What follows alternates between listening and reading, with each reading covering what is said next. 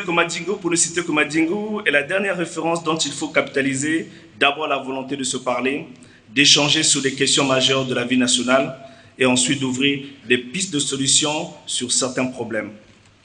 Après, il faut en appeler à l'honnêteté et à la responsabilité des hommes, de ceux-là qui sont commis à la précieuse tâche de les appliquer, c'est-à-dire les traduire en actes concrets. Faire autrement relève non seulement de l'irresponsabilité, mais sacrifiera le pays sur l'autel du crime. Militantes et militants du PCAP, chers congressistes, le PCAP tient son congrès à l'orée de l'élection présidentielle 2021.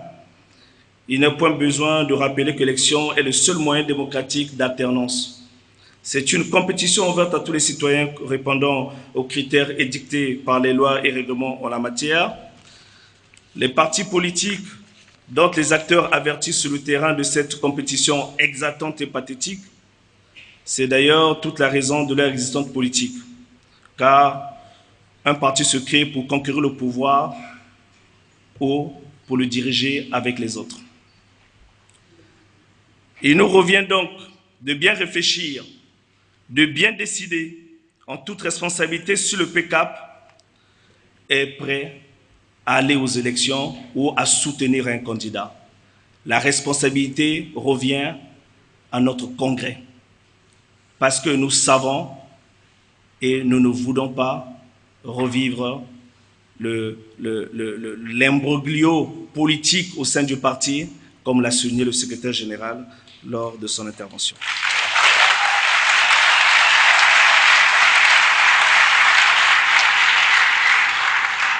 Autrement, quelle attitude et quelle conduite devra-t-il adopter en ces temps électoraux? C'est de ça que je vous invite à la réflexion.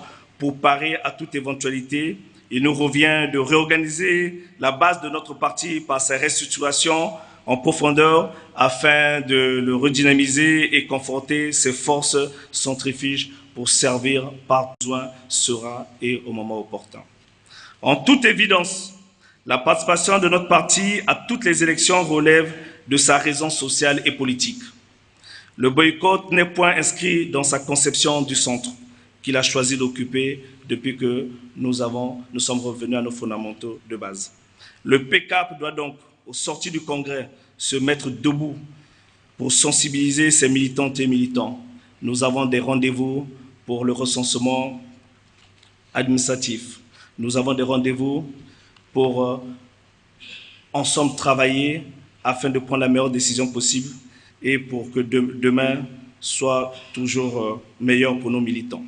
Mesdames et messieurs les présidents des partis ainsi représentés, militantes et militants du PCAP, distingués invités, mesdames et messieurs, permettez-moi, avant d'ouvrir ce congrès ordinaire de notre parti, de réitérer mes sincères remerciements à l'endroit de tous ces partis amis qui ont répondu favorablement à notre invitation.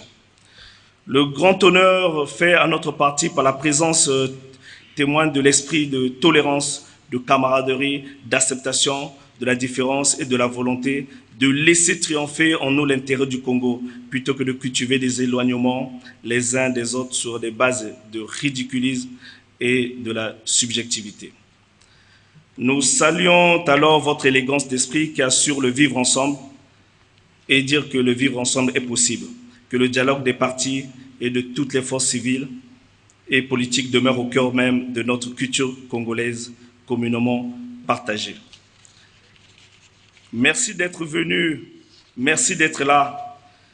Aux militants et militantes du PCAP, avant de vous féliciter pour votre mobilisation et vous exhorter à bien réfléchir sur les grands problèmes qui touchent à la vie de la nation qui seront posés, il me paraît néanmoins nécessaire de relever à nouveau, après le passage du secrétaire général, que le PCAP a participé brillamment à la concertation de Madingo. Notre parti adhère au consensus de cette concertation des partis politiques de Madingo.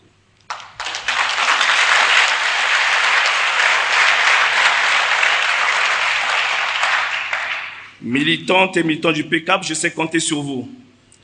Les décisions qui vont découler de nos travaux devront servir de phare pour éclairer notre chemin. Ayons à cœur la vie du parti pour 2021 et 2022.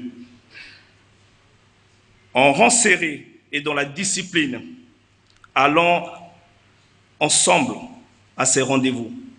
En rang serré et dans la discipline, résolument déterminés à glaner des victoires, travaillons ensemble pour réassurer à notre parti sa notoriété politique et pour que, surtout en 2022, que le centre ait un groupe parlementaire et que ce centre sache compter avec l'appui et la moisson qu'apportera le Parti pour la concorde et l'action politique. Sur ces mots, je déclare ouvert les travaux du premier congrès ordinaire du Parti pour la concorde et l'action politique. Je vous remercie. Vive le PK.